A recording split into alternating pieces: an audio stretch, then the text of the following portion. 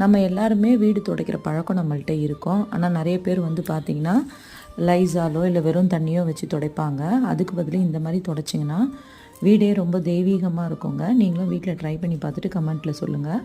அதுக்கு ஒரு பவுல் எடுத்து வச்சுக்கோங்க. கொஞ்சமாக பச்சை கற்பூரம் போட்டுக்கோங்க. கொஞ்சமாக ஜவ்வாது போட்டுக்கோங்க. ஒரு அரை பேக்கெட்டு எந்த ஷாம்பு இருந்தாலும் அதை போட்டுக்கோங்க. ஒரு ஸ்பூன் உப்பு போட்டுக்கோங்க. இன்றைக்கி என்கிட்ட கல் உப்பு இல்லை, அதனால் நான் சால்ட்டு போட்டுக்கிட்டேன். நல்லா கலந்துட்டு நம்ம எந்த பக்கெட்டில் தண்ணி எடுத்து வச்சுருக்கோமோ அந்த பக்கெட்டில் இதை கொட்டிடுங்க. கொட்டிட்டு கை போட்டு ஒரு வாட்டி நல்லா கலந்து விட்டுட்டு தொடச்சி பாருங்கள். வீடு என்னமா மணக்கோன்ட்டு வீட்டில் ட்ரை பண்ணி பாருங்கள். ரொம்ப சூப்பராக இருக்கும். நம்ம ஒரு கோயிலுக்குள்ளே போகிற ஃபீல் இருக்குங்க. கண்டிப்பாக நான் எப்போவுமே இந்த மாதிரி தான் துடைக்கிறேன். இந்த மாதிரி டெய்லி துடைக்கணும்னு கூட அவசியம் கிடையாது. வாரத்தில் 2 நாள் துடைச்சிங்கனாலே போதும்.